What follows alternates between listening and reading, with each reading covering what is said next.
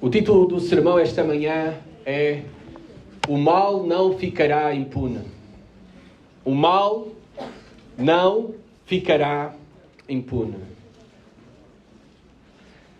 Há menos de 80 anos atrás, tão somente, uma força imparável e destruidora levantou-se na Europa. Uma força que ninguém lhe conseguia fazer frente.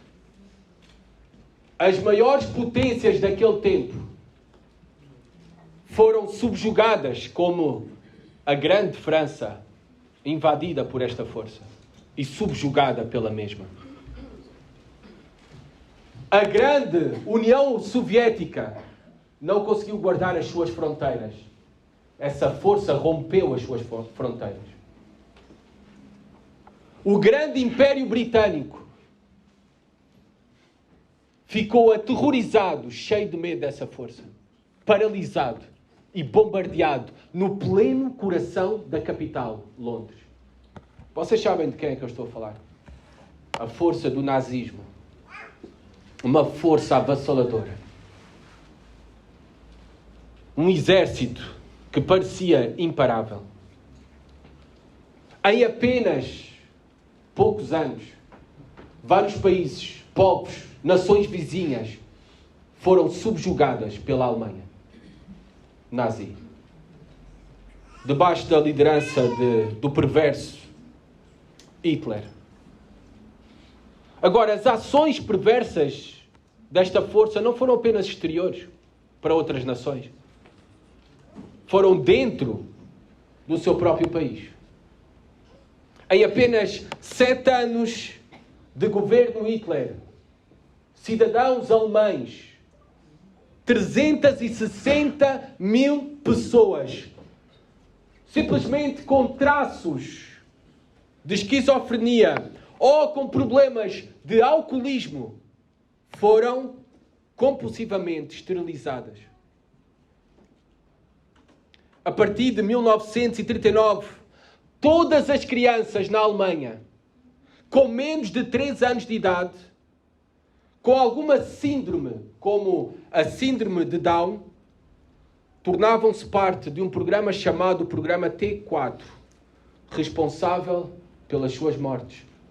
Centenas de milhares de crianças foram assassinadas. Alemães. Cerca de 250 mil jovens, prestem atenção. Adultos com doenças ou deficiências foram assassinadas, exterminadas na Alemanha nazi. E calcula-se uma soma que ainda está por contabilizar todas as vítimas, não se sabe ao certo, mas calcula-se que no mínimo 6 milhões de judeus foram massacrados por esta força. Esta força perversa que rompeu e se levantou na Europa há menos de 100 anos atrás. A grande pergunta que ainda temos é: como é que um Deus bom permite tal coisa? A grande pergunta é, olhando para a história, como é que foi possível? Como é que Deus permitiu isso? Porquê Deus permitiu isso? A grande pergunta, nós sabemos que muitos nazistas culpados de graves atentados contra a humanidade viveram em paz até aos últimos dias da sua vida. Sem nunca terem sido condenados pelos seus crimes. Morreram em ditosa velhice. Muitos fugiram para a América do Sul, por exemplo. Para a Argentina. E tudo isto nos faz perguntar: todo este mal ficará impune? Todo este mal ficará impune? Tudo aquilo que vemos no mundo hoje à nossa volta, próximo de nós e distante de nós, onde está Deus? Porquê Deus? E ficará impune todo este mal? Estas eram as mesmas questões que tinha o profeta Abacuque quando escreve este livro. Ele estava e começa o livro numa crise de fé. Porque Deus não age? Porque Deus não pune o mal? Porque tanta maldade, violência, opressão, injustiça? E nós vimos que o profeta começa a questionar Deus. Até quando, Senhor? Até quando, Senhor? E hoje vamos obter a resposta de Deus ao profeta. Mas não somente ao profeta, a todos nós. Estas grandes questões sobre o problema do mal, o porquê do mal e se ficará impune o mal, estas grandes respostas hoje veremos respondidas no livro de Abacuque. Vamos ler a palavra de Deus em Abacuque, capítulo 1, à continuação, versículo 5, até o versículo 11 apenas. E diz assim a palavra de Deus: Vede entre as nações, olhai, maravilhai-vos e desvanecei, porque realiza em vossos dias obra tal que vós não crereis quando vos for contada. Pois eis que levanta os caldeus, nação amarga, impetuosa, que marcham pela largura da terra para apoderar-se de moradas que não são suas. Eles são pavorosos e terríveis, e criam eles mesmos o seu direito e a sua dignidade. Os seus cavalos são mais ligeiros do que os leopardos. Mais ferozes do que os lobos ao anoitecer são os seus cavaleiros que se espalham por toda a parte. Sim, os seus cavaleiros chegam de longe. Voam como águia que se precipita a devorar. Eles todos vêm para fazer violência. O seu rosto suspira por seguir avante. Eles reúnem os cativos como a areia. Eles escarnecem dos reis. Os príncipes são objeto do seu riso. Riem-se de todas as fortalezas, porque, amontoando terra, as tomam. Então, passam como passa o vento e seguem. Fazem-se culpados estes cujo poder é o seu Deus. Até aqui a palavra de Deus. A primeira coisa que nós vemos na resposta de Deus ao profeta, logo no primeiro versículo, versículo 5, é que Deus age de maneiras misteriosas para nós. Volto a repetir. Deus age de maneiras misteriosas, incompreensíveis. É interessante que o versículo 5, intencionalmente, começa com dois verbos no imperativo: vede e olhai. Agora, se vocês prestem atenção no versículo 3, estes dois verbos estão também no versículo 3. É aquilo que o profeta diz a Deus: olha, Deus, não vês, Deus? E na verdade, no português, as palavras são diferentes, mas no hebraico são exatamente as duas palavras. Do versículo 3, os dois verbos são exatamente os dois verbos que nós temos, vede e olhai, no versículo 5. É Deus agora respondendo diretamente à crise do profeta, às perguntas do profeta. É Deus que está aqui a responder diretamente ao seu profeta. E diz que a resposta que o profeta buscava, o profeta buscava por justiça de Deus. Que Deus fizesse algo para pôr fim à violência, à opressão, à injustiça que reinava dentro de Judá. E Deus diz que a resposta às suas orações estava naquilo que Deus estava a fazer nas nações, no mundo daquele então. É isso, repara, versículo 5. Vede entre as nações. Olha para as nações. Olha para a conjuntura política do teu tempo. E tu vais encontrar as respostas para aquilo que eu estou a fazer, para punir a maldade.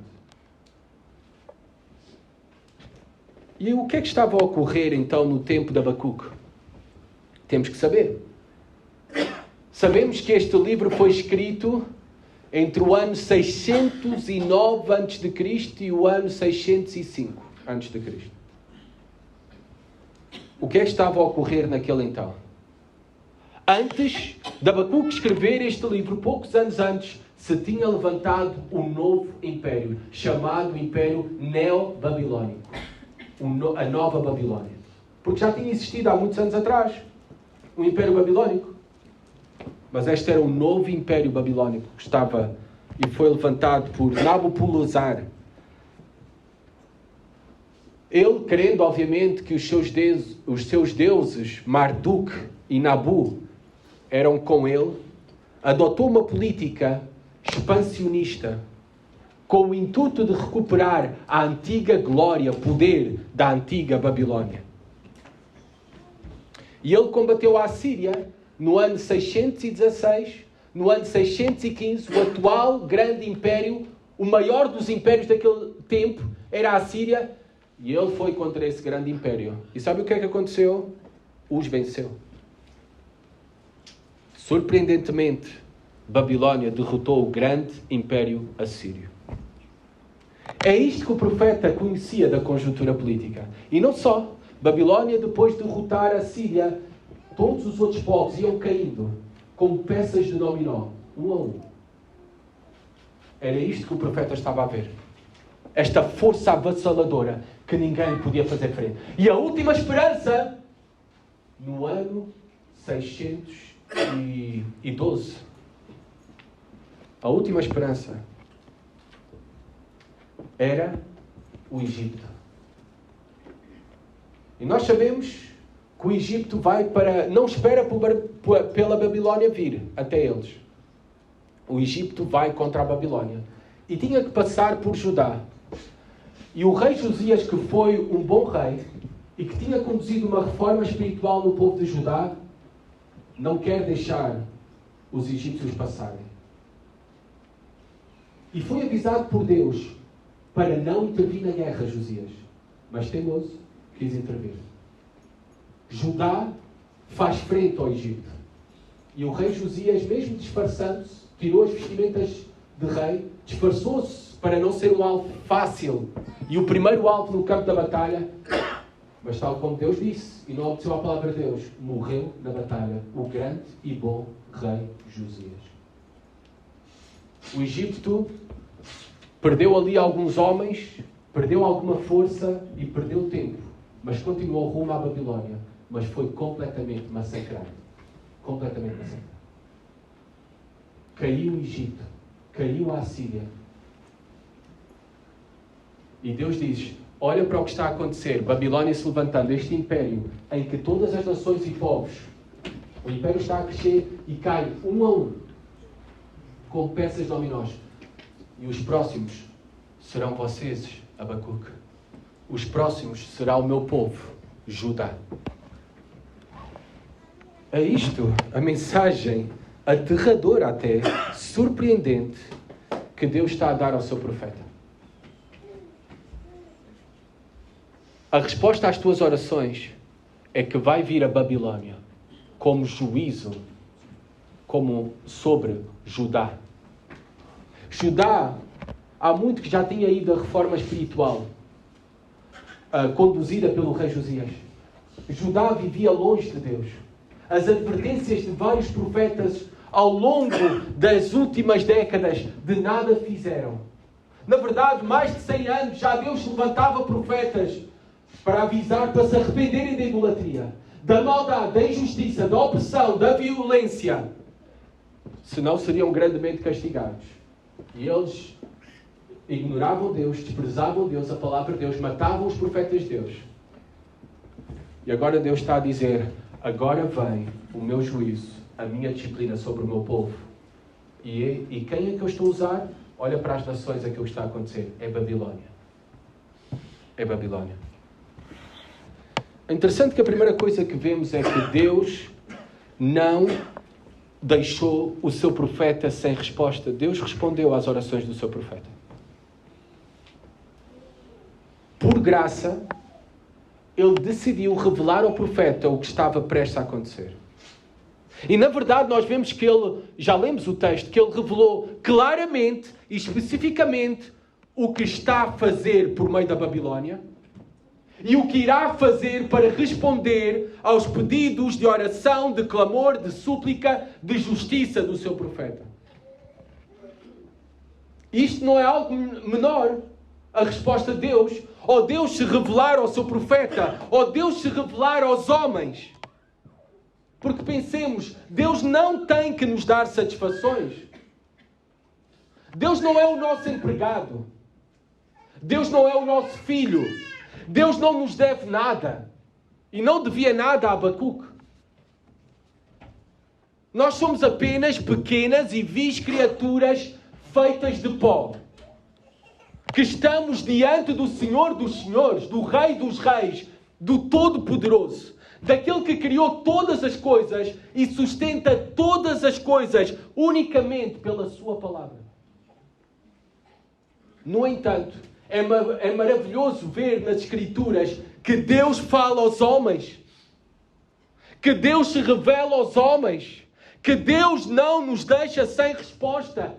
Tal como foi com o profeta Abacuque, Deus não nos deixou sem resposta. Na verdade, nós já temos todas as respostas que nós necessitamos para esta vida e piedade que Deus nos deu na sua palavra. Para nós entendermos o problema do mal, a ação de Deus, o carácter de Deus, o que Deus espera do seu povo, a sua disciplina, o seu juízo, a sua salvação, Deus já se revelou. Deus já nos falou. E isto é algo maravilhoso. É algo para louvarmos ao Senhor. Porque a sua revelação que foi deixada para nós é apenas fruto da sua graça para connosco, do seu amor para connosco. Ele não nos deve nada. Ainda assim, Ele decidiu revelar-se para nós. Por isso podemos obter as nossas respostas para as nossas crises de fé na sua palavra. Ele já falou connosco. Ele já se revelou a nós. Como através deste livro, Abacuque. E como fez ao profeta Abacuque. Também pensemos em algo que vemos na resposta de Deus, logo no versículo 5, não é? Vede entre as nações, olhai, maravilhai-vos e desvanecei, porque realiza em vossos dias obra tal que vós não crereis quando vos for contada. Agora Deus responde, mas vocês podem imaginar que não era a resposta esperada pelo profeta Abacuque. Não era isto que o profeta esperava. O profeta esperava justiça, uma transformação do povo da aliança, um voltar-se para Deus. O profeta talvez esperava um novo rei Josias. Um novo avivamento espiritual que Deus produzisse. E não é nada disto que nós vemos aqui na resposta de Deus.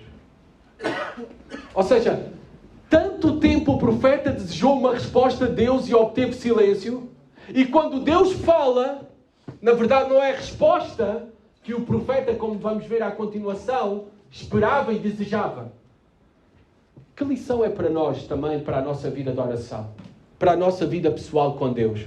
É que Deus sabe bem o que é o melhor para nós. E muitas vezes o seu silêncio é o melhor para nós. Muitas vezes o silêncio de Deus é o melhor para nós. Também pensem no seguinte. O silêncio de Deus em relação às nossas orações não é sinónimo de inatividade, que Deus está parado. Deus diz aqui a Abacuque que eu estou a fazer algo. Estás a ver o que está a acontecer com Babilónia? Estás a ver como derrotou a Síria, ano 615? Estás a ver como derrotou o Egito, ano 612? Sou eu que estou a agir. O silêncio de Deus às orações do profeta Abacuque não eram sinal de inatividade. Deus age de maneiras misteriosas para nós. E o seu silêncio muitas vezes pensem que é o melhor para nós. Porque a quebra do silêncio de Deus aqui neste livro, que nós temos aqui, a quebra do silêncio de Deus, Deus finalmente responde a Abacuque, às suas orações. A quebra do silêncio de Deus foi mais perturbadora para o profeta do que o seu silêncio. A quebra do silêncio de Deus, a resposta de Deus ao seu profeta, foi mais perturbadora do que o seu silêncio. Na verdade, vamos ver a continuação, não hoje, mas a continuação que ainda produziu uma crise maior do profeta. Como é que Deus, justo e bom, iria usar maus e perversos para disciplinar o seu povo. O povo está dentro. Então, quando Deus está em silêncio nas nossas vidas, nunca pensemos que é sinónimo de inatividade, que Deus não está a fazer nada. E também pensemos que muitas vezes o seu silêncio é o melhor para nós. É o melhor. Deus sabe bem o que é o melhor para nós. Nós vemos que a sua resposta também aqui, o agir de Deus, nem sempre será compreensível nas nossas vidas. Nem sempre iremos compreender Deus e a maneira que Deus age e o que Deus está a fazer nas nossas vidas. Ele diz aqui, usa palavras como maravilhai-vos e desvanecei, ou a mesma palavra para desmaiar. Essas são palavras maravilhai-vos, na verdade, uma tradução direta é espantai-vos. Espantai-vos. Toda esta imagem que Deus está aqui a usar é alguém que foi apanhado de surpresa e está em choque. Está em choque. E é aquilo, o agir de Deus que está a produzir no profeta Abacuque. Em pleno espanto com a resposta de Deus e choque. Na verdade, a resposta de Deus desfaleceu, desmaiou o coração do profeta. Não é assim também nas nossas vidas o agir de Deus? Muitas vezes nós somos apanhados de surpresa nas nossas vidas. Há coisas que nos atingem de maneira inesperada. Há coisas que acontecem nestas vidas que nos sacodem por completo, que nos tiram o chão e nos tiram ao chão. Em tudo isso, é Deus agindo. É Deus agindo. E tudo isto muitas vezes é incompreensível para nós. Mas é a mão de Deus. É a mão de Deus. Reparem que a mensagem que eu estou a dar agora, tu não vais encontrar em muitos pregadores da teologia da prosperidade, em todos eles, na verdade. Não vais encontrar essa mensagem. A vida cristã tem que ser triunfante, próspera, com cura, reivindicação. Reivindica a Deus. A mensagem cristã verdadeira da palavra de Deus é outra coisa totalmente diferente. O agir de Deus é incompreensível para nós. E às vezes o agir de Deus não vem com prosperidade, vem com sofrimento. Deus estava a agir contra Judá, disciplinando o povo de Deus e produzindo sofrimento no povo de Deus. E esse também é o agir de Deus. Deus não está somente na prosperidade. Na verdade, até na prosperidade pode estar mais facilmente o diabo do que Deus. Na mensagem cristã, o sofrimento nas nossas vidas é o agir de Deus. É esta a mensagem do livro de Abacuque. Muitas vezes não iremos compreender o que Deus está a fazer. Muitas vezes não iremos compreender o que está a acontecer connosco. Muitas vezes não iremos compreender o que é que Deus está a fazer neste mundo. Como é que permite o mal triunfar? Tal como a Babilónia naquele tempo estava a triunfar. Os perversos caldeus que não poupavam homens, mulheres e crianças. Violentavam as mulheres. Violentavam as crianças. Não poupavam ninguém. Nós muitas vezes não compreendemos e Deus nos adverte para isso. Maravilhai-vos e desvanecei. Desmaiai. Ficai espantados. Deus espera isso, que não compreendamos, mas saibamos que Deus está a agir em todas as coisas. A sua resposta, ela nem sempre será da forma que queremos também. E que esperamos. Reparem como continua o versículo 5. Eu realizo isto. Eu realizo isto. O que está a acontecer no mundo, sou eu que estou a realizar. Levantou os babilónicos com um propósito. E ele diz aqui, porque realizo em vossos dias obra tal que vós não crereis quando vos for contada. Por outras palavras, aquilo que está a acontecer, vocês terão dificuldade em acreditar e em aceitar. E muitas vezes é assim. Connosco também, hoje em dia. O que Deus faz nas nossas vidas, fora de nós, aquilo que vemos no mundo, a conjuntura, nós não podemos acreditar muitas vezes que a mão de Deus está nessas coisas. Que Deus está a agir, que Deus está no controlo, que Deus está a usar para os seus propósitos. Mas é assim, tudo aquilo que tu vês dentro de ti, fora de ti, à tua volta, nas nações, é Deus.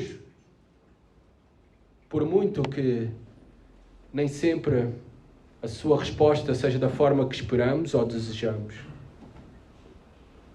Abacuque esperava um novo rei espiritual, Josias. Um novo Josias. Mas Deus agora estava a usar um rei pagão. Abacuque talvez esperava um profeta, mais um profeta, para o ajudar nesta grande missão de produzir um avivamento espiritual no povo de Deus.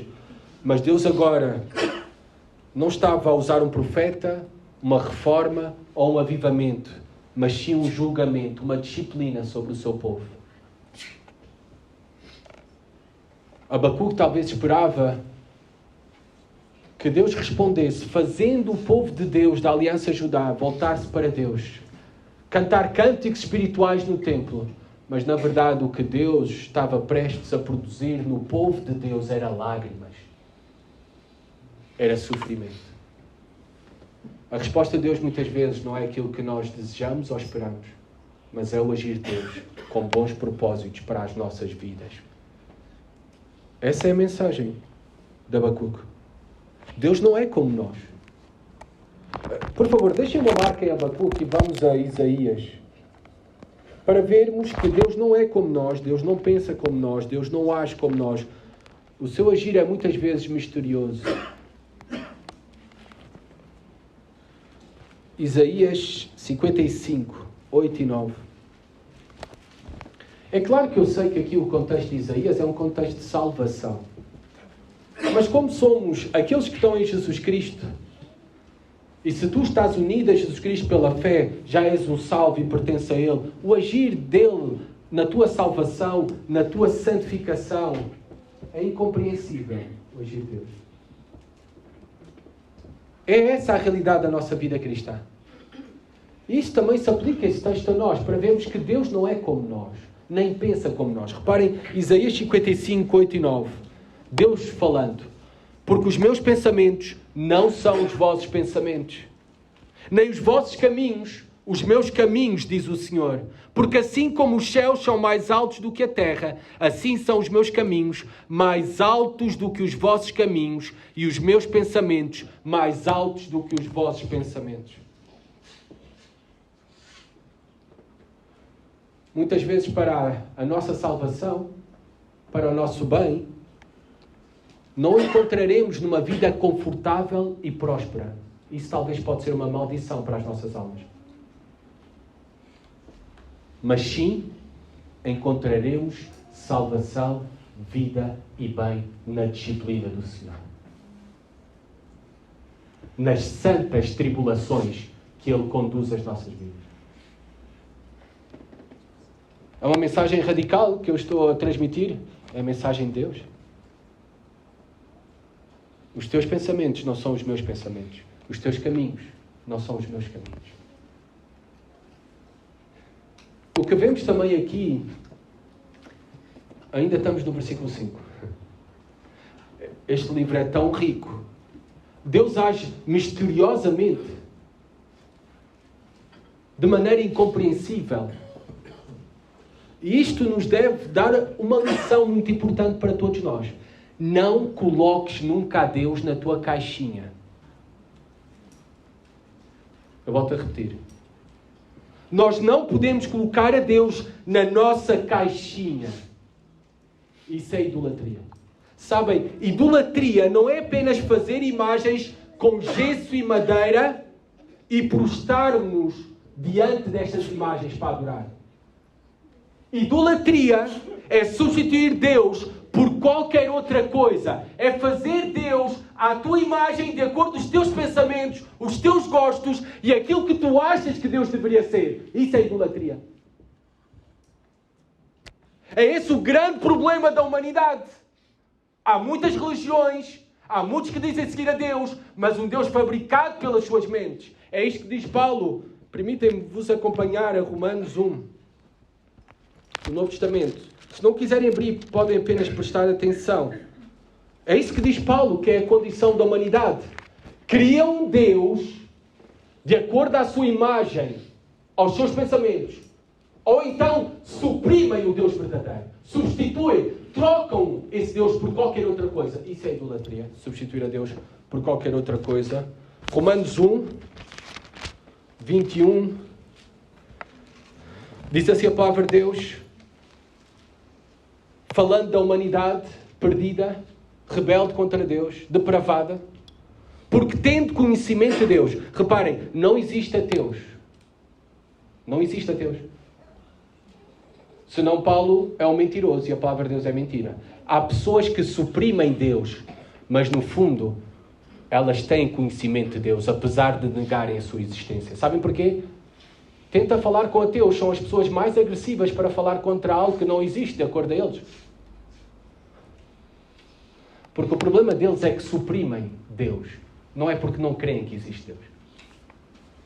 Porque diz aqui, todos os homens, tendo conhecimento de Deus, não o glorificam como Deus, nem lhe deram graças, antes se tornaram nulos em seus próprios raciocínios, obscurecendo o coração insensatos.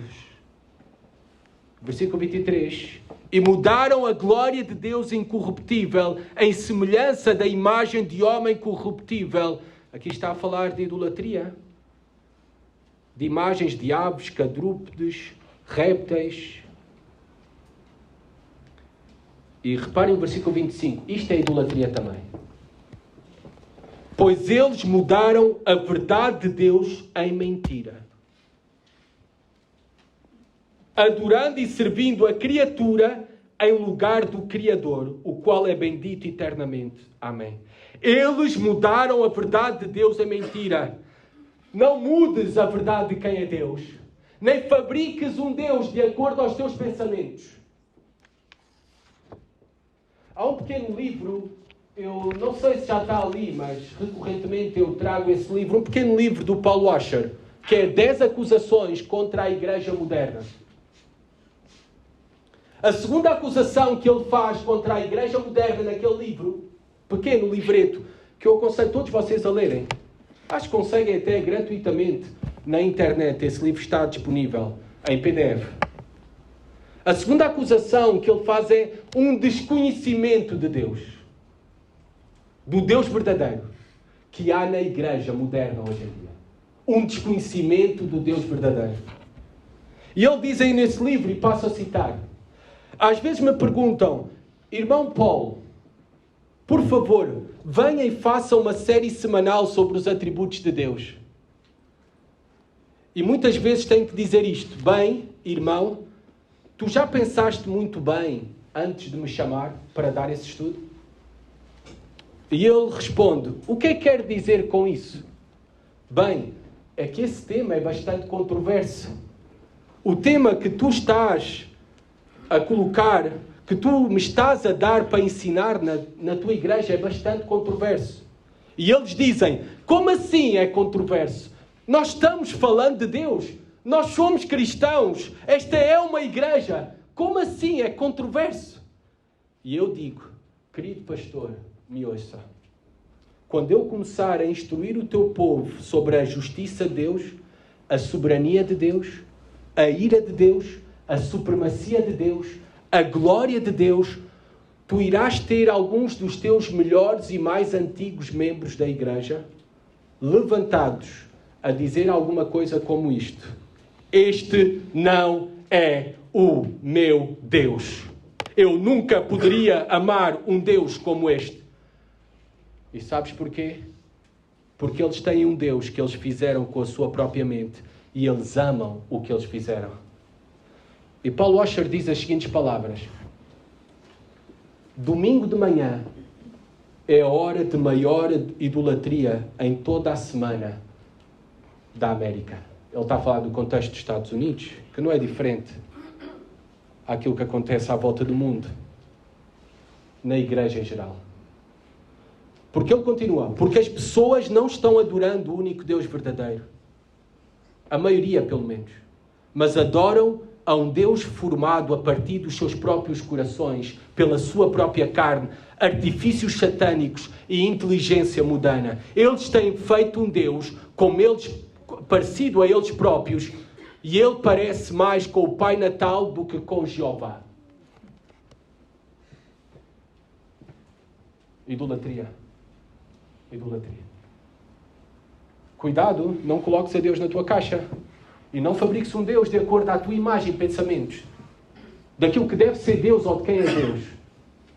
Tu tens de conhecer o verdadeiro Deus das Escrituras. Como Ele se revelou a nós. Estas são as lições que nós aprendemos nesta resposta de Deus. Deus age misteriosamente em todas as coisas, muitas vezes de maneiras incompreensíveis. Em todas as coisas Ele age, e em muitas delas de maneira incompreensível. De maneira que não esperamos, ou até não queremos aceitar. Mas esse é o verdadeiro Deus.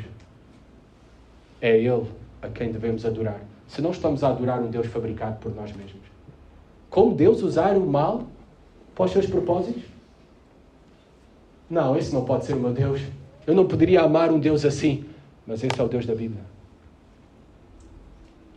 E ele vai explicar mais sobre isso. Eu quero que prestem atenção. Versículos 6 a 10.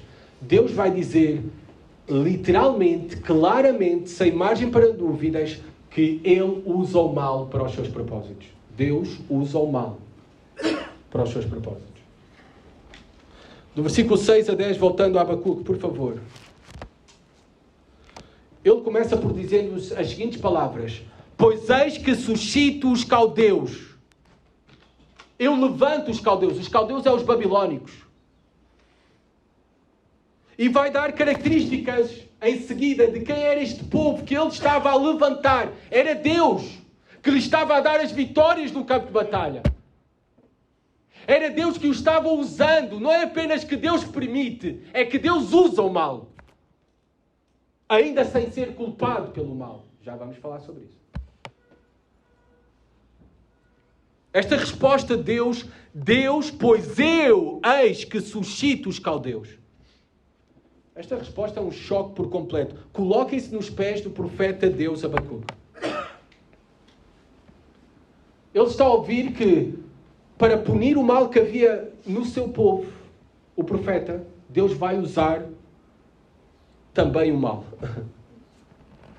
E talvez um pior mal. Os caldeus, os babilónicos. E para punir os maus que estavam no povo de Judá, Deus ainda usaria piores, os caldeus. Bem, estas são lições para nós do poder de Deus e do Deus soberano que governa tudo e todas as coisas.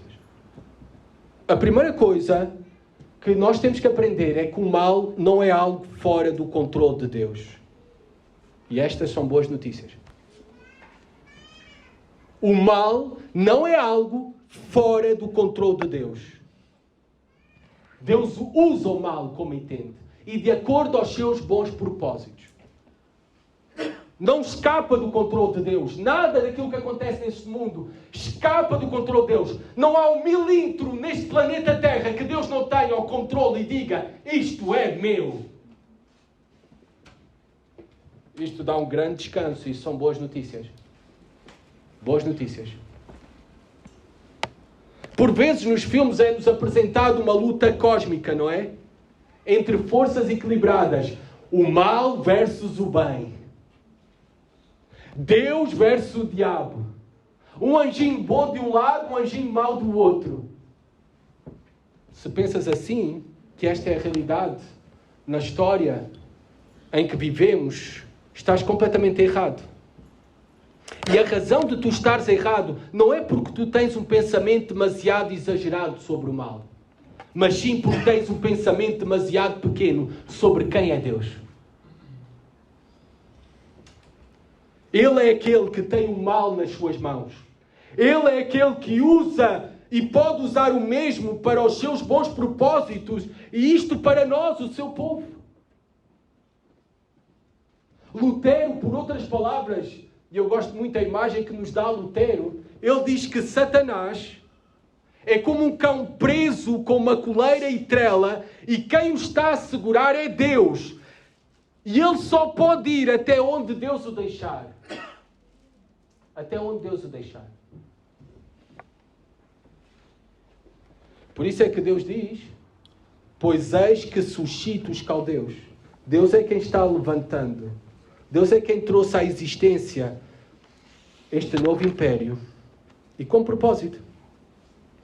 Agora, é importante fazermos aqui uma distinção. Há dois tipos de mal nas Escrituras. Por exemplo, para vocês entenderem, eu vou ler para vocês Isaías 45:7, se tu também desejas entender, a ler, acompanhar, abrir, podes o fazer. Isaías 45:7. Porque é importante tu entenderes esta distinção. De quando é que a Bíblia fala de mal? E o que é que a Bíblia quer dizer por mal?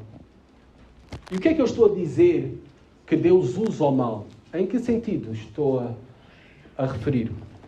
Reparem o que diz claramente em Isaías 45:7.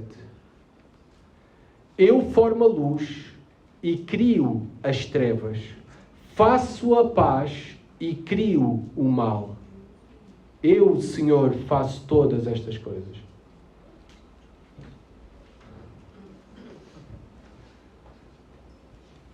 Eu crio o mal. Agora, prestem atenção. Nas Escrituras, o mal, muitas vezes mal é o mal moral, o pecado. Deus não é responsável pelo pecado. O mal moral. Mas outra coisa é o mal físico, o sofrimento. E aí sim, Deus usa o mal. Não o mal moral, o pecado, no sentido em que ele é culpado e o criou. Obviamente, Deus não tenta a ninguém, nem pode ser tentado pelo mal. O mal moral, o pecado.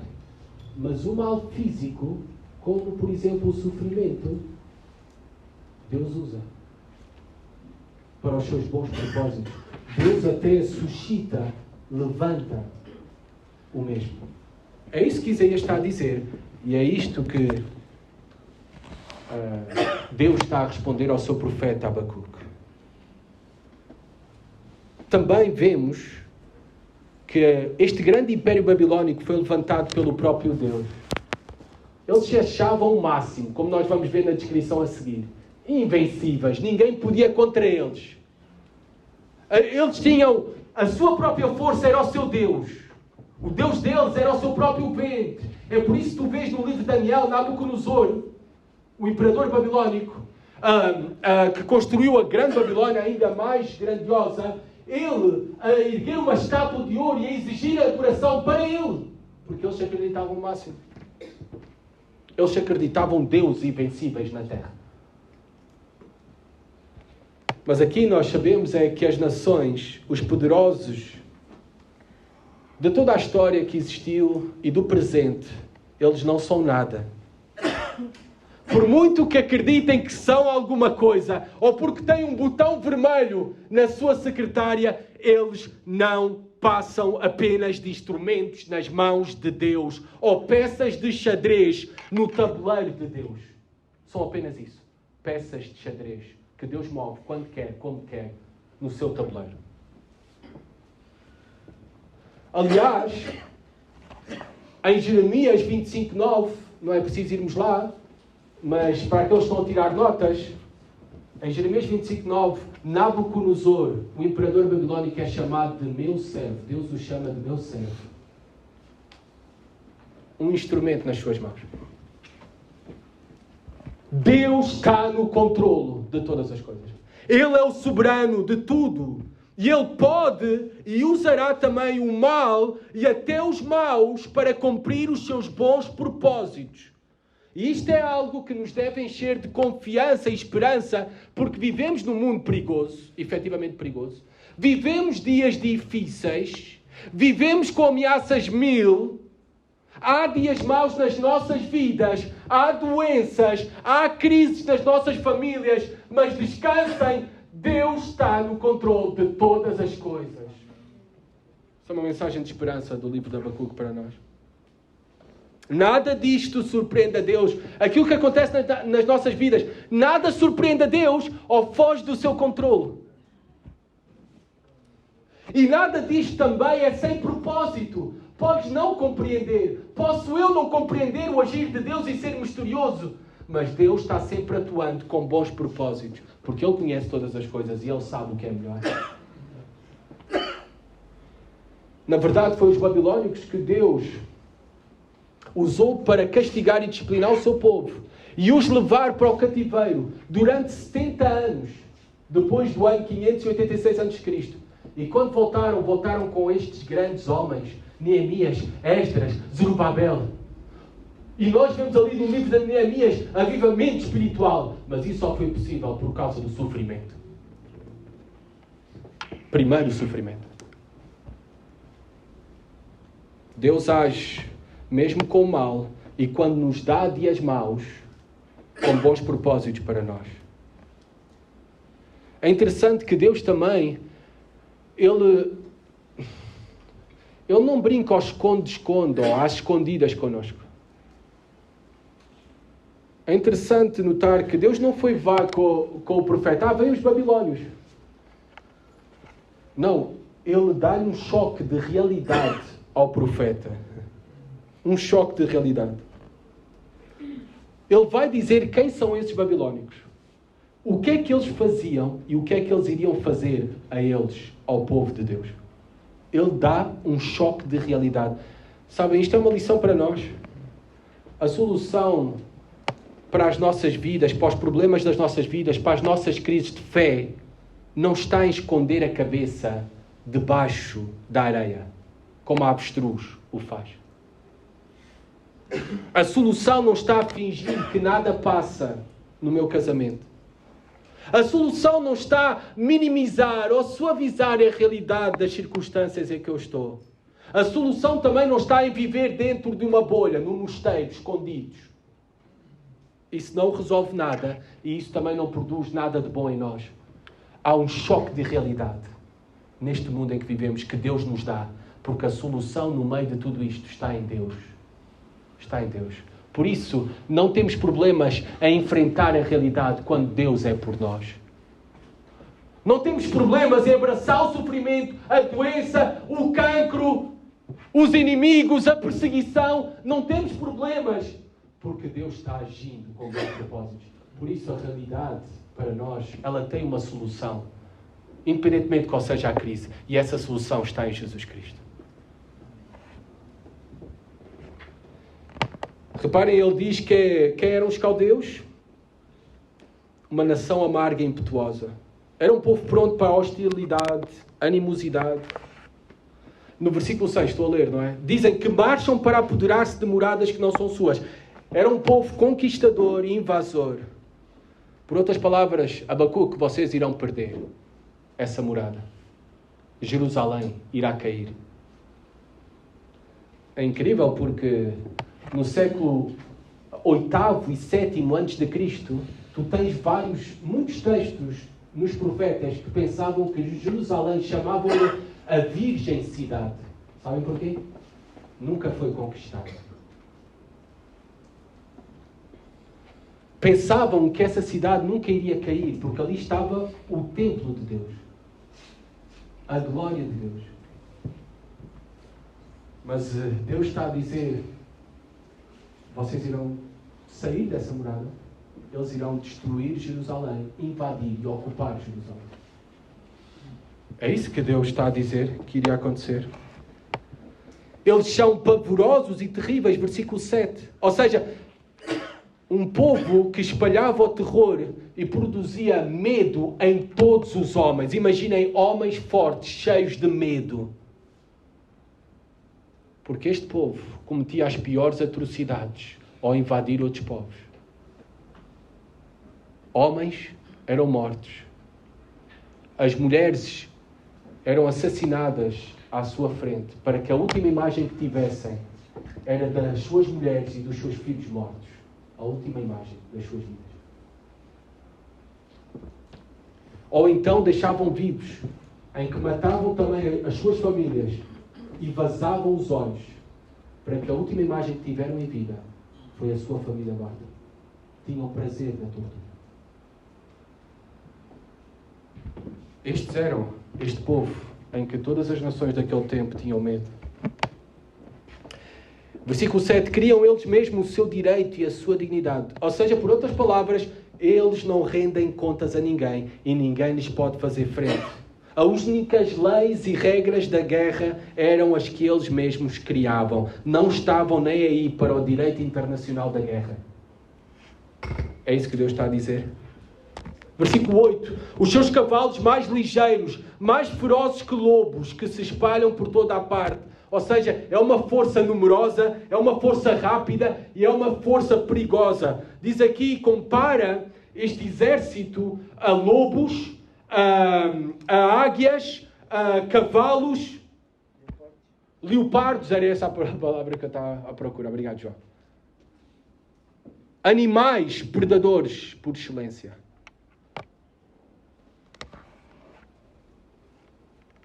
Versículo 8. Era uma verdadeira máquina de guerra que estava prestes a arrasar Judá, como águia que se precipita a devorar. Versículo 9. Eles todos vêm para fazer violência. Uma máquina de violência. Violência que, pronto, o seu profeta iria testemunhar e iria sofrer. Versículo 9. O seu rosto suspira por seguir avante. Eles reúnem os cativos como areia. Eles são insaciáveis, fazendo incontáveis presos, cativos, exilados. Este seria o destino de Judá, semelhante ao reino do norte de Israel, que já tinha sido exilado e destruído pela Assíria no ano 722 a.C.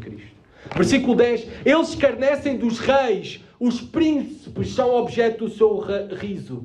Reparem, sabe o que é que eles faziam com os poderosos, os reis, os príncipes, os generais? Nenhum deles lhes podia fazer frente. Eles zombavam deles, eles levavam cativos reis e nobres e generais para a Babilónia e os colocavam em jaulas para os exibir como animais. Por último, versículo 10. Riem-se de todas as fortalezas, porque amontoando terra as tomam. Todas as muralhas e fortalezas dos povos e nações daquele então eram inúteis para lhes resistir. Eles se riam enquanto estavam a conquistar a cidade. Porque facilmente, com o número de homens, em pouco tempo podiam construir rampas de areia até ao cimo das muralhas e invadir as cidades. Era o que eles faziam. Aliás, foi isso que os romanos fizeram em Massada, a fortaleza de Massada, no ano 70 depois de Cristo. Os judeus estavam lá, fugiram para lá cerca de 1000 judeus. Zelotes dos romanos, uma revolta judaica. Fugiram para lá e tinham abastecimento para anos. Água, no meio do deserto, uma fortaleza, mas estava bem abastecida por tudo.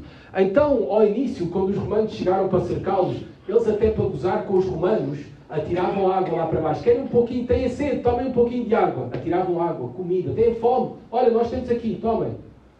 Até que os romanos começaram a construir uma rampa de areia. Exatamente aquilo que está aqui. Para chegar ao topo da fortaleza de Massada. E quando entraram em Massada, obviamente já não encontraram nenhum judeu vivo porque se suicidaram. Na verdade não se suicidaram, só um último é que se suicidou, porque vocês sabem que no judaísmo o suicídio não é aceito. Tiraram à sorte e iam-se matando uns aos outros. A quem lhe tocava o turno. Até o último que sim se suicidou. Foi assim também que os caldeus eram uma força imparável e invencível e conquistavam as fortalezas, as muralhas. Jerusalém seria arrasada, destruída.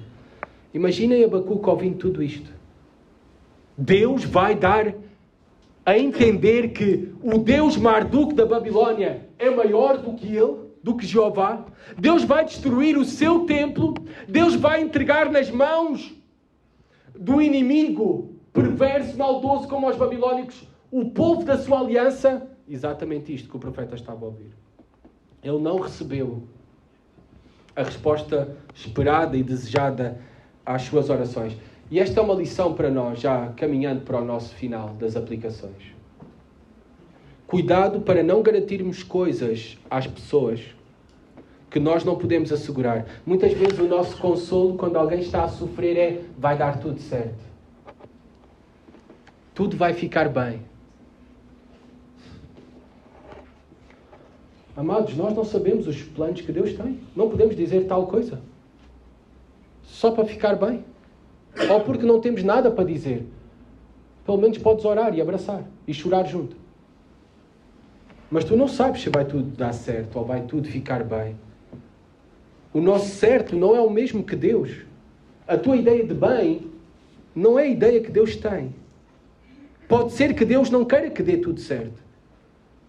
Na verdade, pode ser que Deus queira que dê tudo errado nas nossas vidas. E Deus faz isso com bons propósitos para nós. Isso sim. Temos promessas sobre isso nas Escrituras. Todas as coisas cooperam para o bem daqueles que amam a Deus. É nestes momentos de crise, de sofrimento, que Deus trabalha melhor nas nossas vidas. É nesses momentos de crise, de sofrimento, que Deus nos despe de toda a autossuficiência, de toda a arrogância, orgulho, prepotência que nós temos.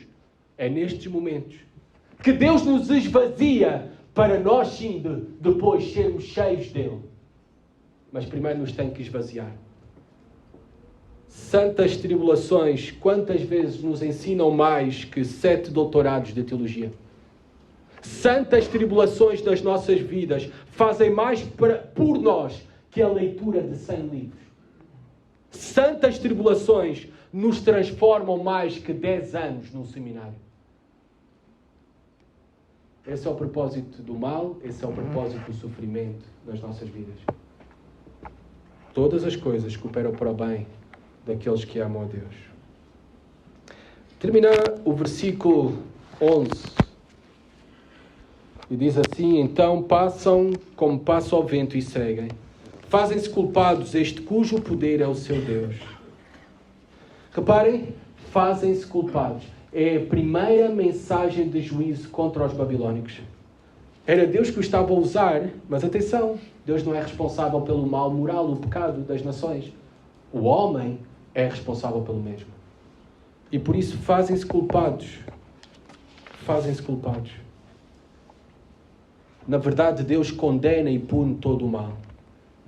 Tanto do seu povo, que estava a punir o mal do seu povo através dos babilónicos, mas também o mal das nações. Para o povo de Deus, quando Deus pune e disciplina, é uma disciplina frutífera para produzir bons frutos nas nossas vidas e nas nossas almas. Quando Ele traz sofrimento a nós. Mas para aqueles que não são o seu povo, é juízo destruidor. Que bom saber também aqui que o mal, ele não é inocentado por Deus. Deus não deixará o mal impune. Não. Isto é maravilhoso. Aqui vemos como está presente tanto nas Escrituras o controle soberano de Deus de todas as coisas, mas o controle soberano de Deus não elimina a responsabilidade humana. Fazem-se culpados os que tais coisas praticam. O controle soberano de Deus não elimina a responsabilidade humana. Aqueles que têm muita confiança na sua própria força, diz aqui, não é? Eles tinham a sua força, o seu poder era o seu Deus. Autossuficiência, arrogância, prepotência. Há uma mensagem para esses homens e essas mulheres. Hoje é a mesma mensagem. A mensagem do livro de Abacuque. Fazem-se culpados estes cujo poder é o seu Deus. Um dia, todos os homens e todas as mulheres terão que enfrentar aquele que é mais forte que eles. Irão ter que prestar contas ao juiz justo. E nesse dia não haverá ninguém que os salve. Nem eles mesmos se poderão salvar daquele que pune justamente todo o pecado. Por isso é que Lucas 12, 4 e 5, eu leio para vocês, diz o seguinte: eu vos afirmo, meus amigos, não temais os que podem matar o corpo. Todavia, além disso, nada mais conseguem fazer. Contudo, eu vos revelarei a quem deveis temer. Temei aquele que depois de matar o corpo tem poder para lançar a alma no inferno. Sim, eu vos afirmo, a esse deveis temer. Meu amigo, minha amiga, teme a Deus. Teme a Deus. Não os homens, não as nações. Teme a Deus, a quem tu terás que um dia prestar contas. A tua preocupação não deve ser os homens, nem os demais, nem te comparares com os outros, mas sim temer a Deus e descansar até teres a certeza que escapaste do inferno. E só há uma maneira de descansar e ter essa certeza. É em Jesus Cristo. Confiando em Jesus Cristo como teu Senhor e Salvador.